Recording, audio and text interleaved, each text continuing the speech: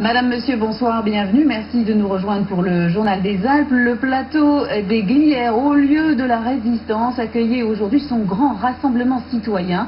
Depuis 3 ans, sans bannière ni slogan, hommage est rendu aux résistants, qu'ils soient d'hier ou d'aujourd'hui. Près de 3000 personnes ont répondu présent. Reportage Serge Aurette et Jean-Pierre Limone. Il est à peine 9 h et il chemine déjà sur les sentiers de la résistance. Le petit peuple indigné, dirait Stéphane Hessel, l'ancien grand résistant parrain de cette journée qui est déjà très occupé, lui, à prodiguer ses conseils contre la résignation ambiante aux jeunes qui l'entourent. On commence par savoir qu'est-ce qui, moi, m'indigne plus particulièrement.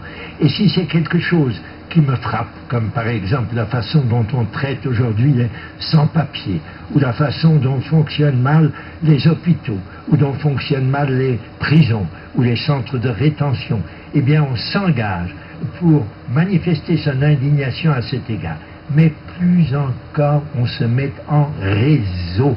Et c'est la manière dont l'indignation, la capacité de faire bouger les choses, peut avoir le plus de poids.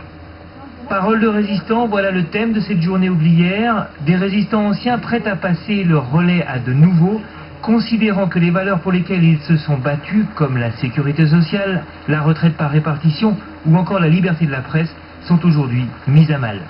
Un certain nombre de gouvernements qui par ailleurs se réclamaient de la résistance ont un peu négligé de rappeler ce qu'était le programme du Conseil national de la résistance. C'est pourquoi il est important, utile pour l'avenir, de le rappeler de temps en temps.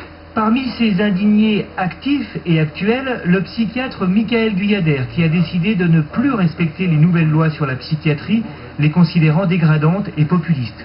Ou encore l'instituteur Alain Réfalo, entré en désobéissance civile contre les nouveaux programmes scolaires, quitte à le payer de sa carrière. Ce qui veut dire qu'un fonctionnaire doit être un homme avant d'être un sujet.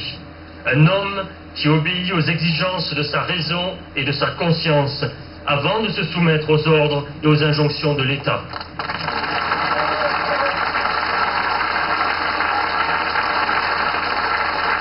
Sans banderole et sans bruit, le petit peuple indigné s'est ensuite dirigé vers le monument des Glières, lieu de pèlerinage de Nicolas Sarkozy depuis 2007. Pas question pour les gens présents ici, sur le plateau, de laisser la résistance à un seul homme. En montagne.